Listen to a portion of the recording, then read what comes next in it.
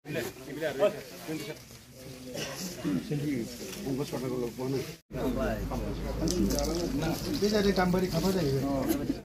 हादोरना अतिफोरजों खेलासाजा दंबा नोंबो नायहरदो आफा बे संकसारिनि आइ आफाफोर दुवारि बोराइ दुवारिफोरखौ बेखेवखांबाय जोंनि मान गोनां दिनै लकसभानि एमपि दिनै जयन्त बटिया बिनि उनाव जोंहा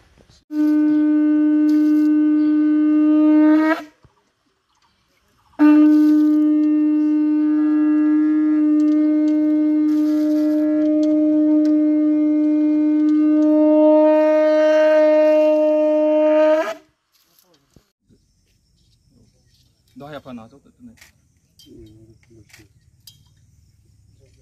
जुगियाथ' हरनाय गैया एबार दहाय आफा बेखिनि बुंनानै दिनैनि बे दिन बारायबोथोर जों थिसनजानाय गसाइगाव जिल्ला दुलाराय गुदि बाथौ आफादनि आफादगिरिजों लोगोसे दङ जोंहा बिटिआरनि इएमएन सिले दिनै उकिल मोसाहारिजों लोगोसे सानखौहाय दे सोर सोर होनो होदो एसे दे কমপ্লেক্সত আমি লাহে লাহেকৈ বিভিন্ন আঁচনি দিয়া আৰম্ভ কৰিছোঁ আৰু এইটো আমাৰ বহুত এটা ভাল টুৰিষ্ট স্পটো হয় আৰু ইফালে এটা পবিত্ৰ স্থানো হয় আৰু বড়োসকলৰ খেৰাই বুলি ক'লে অতি পুৰণি প্ৰাচীন কালৰ পৰাই বড়োসকলৰ যি ধৰ্ম সাংস্কৃতিৰ লগত জড়িত হৈ আছে এইটো হ'ল খেৰাই খেৰাইৰ পৰা বড়োসকলৰ বিভিন্ন নৃত্য বিভিন্ন গীত মাতবিলাক আৰম্ভ হৈছে গতিকে আজি খেৰাইটো আমি সদায় জীয়াই ৰাখিব লাগিব আৰু ইয়াত বাথৌ খেৰাইৰ যিটো কমিটি আছে তেখেতসকলে এই প্ৰগ্ৰামবিলাক বছৰি ইয়াতে বিভিন্ন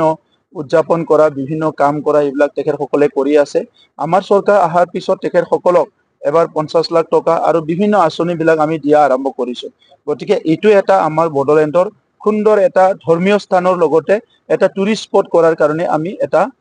সংকল্প লৈ পেলাই কাম কৰি আছোঁ যাক গণেশ প্ৰভু আৰু হনুমানৰ মন্দিৰ এটা আধাৰশিলা মই গণেশ ঠাকুৰৰ মন্দিৰটো মই থানচালিটো মই আধাৰশিলা স্থাপন কৰিলোঁ আৰু আমাৰ শিৱ মহোদয়ে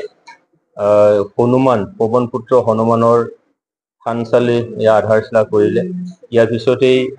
বিটিআৰ চৰকাৰৰ ফালৰ পৰা এটা জিৰণীশালা ইয়ালৈ দিছিলে এই ঘৰটো শিৱসাৰে উদ্বোধন কৰিব লাগিছিলে কিন্তু মই তেখেতৰ হৈ মানে ইনগ্ৰেশ্যন কৰিলোঁ আশা ৰাখিছোঁ এই ঠাইটো এটা আমাৰ পৰ্যটনৰ এটা ঠাই হ'ব পাৰে কাৰণ গাতে লাগি আছে আমাৰ ৰাইমানা নেশ্যনেল পাৰ্ক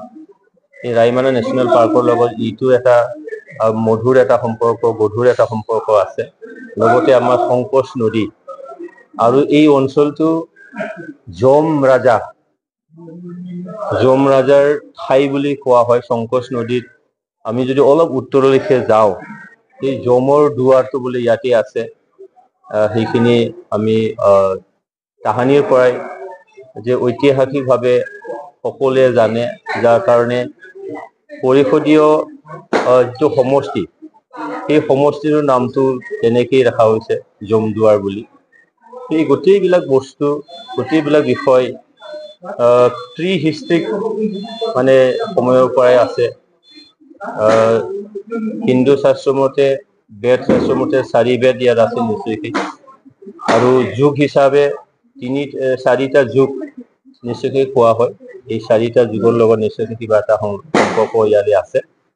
তো মই আশা ৰাখিছোঁ এটা পৰ্যটনৰ বিষয় হওক আৰু সকলোৱে এই অঞ্চললৈ আহি নিজৰ মনোবাঞ্ছা পূৰণ কৰাৰ লগতে বিনোদনৰ এটা